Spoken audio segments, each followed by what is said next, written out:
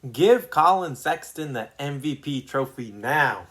What's up, guys? This is Austin from Calling Our Shot, and I have to get into this Nets versus Cavs game.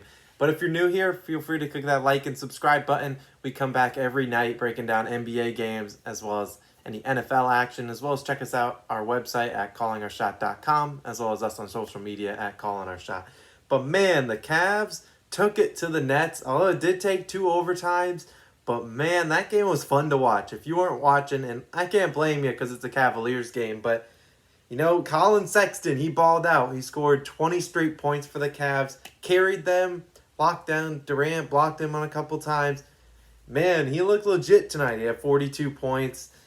And, if you're a Nets fan, I don't think you can be too mad, but, this is what I kind of expected. It's going to take, this was the first game with Irving back.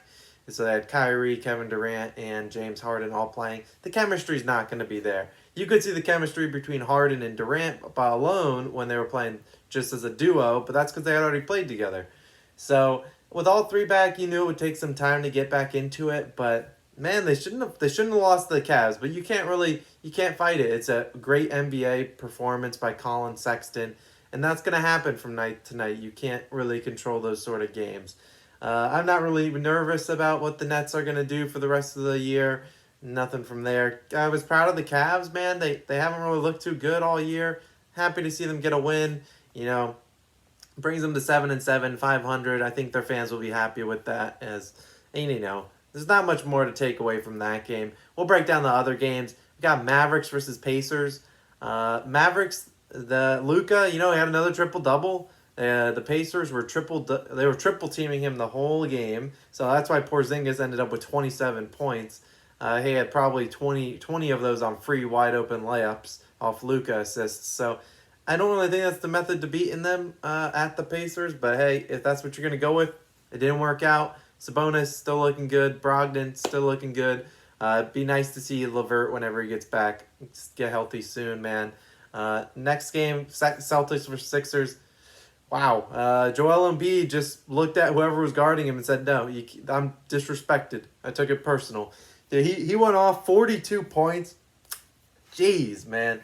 That is wild. But he always destroys the Sixers, man. Or destroys the Celtics, my bad. Celtics don't have anyone that can guard him. Tristan Thompson, trash. Daniel Tice, bad.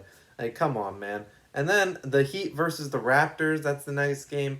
Whatever. The Heat take care of the Raptors. That's a game the Raptors have to win, but they've been losing all those games all year long. So am I surprised? Not really. Kendrick Nunn, good to see him get back, man. He had a great rookie year, and then he got injured, and then towards the end of the rookie year / when they were in the bubble, man, the guy couldn't make a shot. So happy to see him drop 26 tonight. He's a good NBA player, and he has good promise. I'm happy to see him get some run while some of the Heat starters are out, like Jimmy Butler. That's good for him. Then the other games on the slate, and this is the other one that's in the topic, the Hawks versus the Pistons. I can't blame you if you didn't watch an ounce of this game. I don't know why I was so tuned in. Yeah, I do. I bet on Jeremy Grant's over because he's been killing it all year. Another 32 points tonight. I think he has 20 plus in every game but the first game. He's crazy. And then I also bet on Clint Capella. Good Lord, 27 points, 26 rebounds. The man was all over the floor. Trae Young attempted 150 free throws tonight. He had 38 and 10. John Collins, 31 and 11. But bigger story, the Pistons are terrible. They are not probably. They are the worst team in the NBA. They were up by a cool 15 early in the fourth quarter, and they just let the Hawks come climbing back. And it wasn't like they were missing easy shots. Pistons were taking dumb shots left and right. Derrick Rose kept taking contested floaters. Jeremy Grant hardly even got any shots up, which is a disgrace because he's their best player. So I was disappointed. I still love Jeremy Grant. Still will keep betting him in our NBA player props that we post every Monday, every morning at 8 a.m.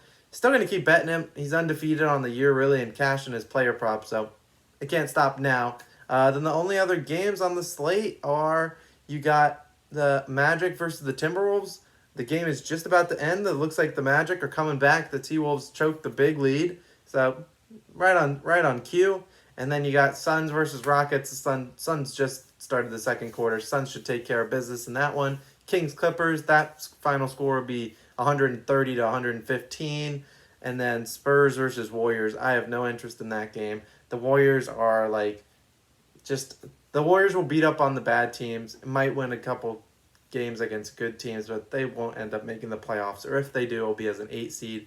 But that's going to cap it for the NBA action tonight. Man, there were some fun games to watch tonight. Whether or not you enjoyed watching the Hawks or the Pistons or the Nets versus Cavaliers, there were some crazy performances, crazy statistics. And like I said, this is Austin from Calling Our Shot. I'm always here for NBA recaps at the end of the night. Follow us on social media at Calling Our Shot on Twitter, Facebook, Instagram, you name it, we're there. I'll be back tomorrow to break down tomorrow's games, and I'm out. Peace.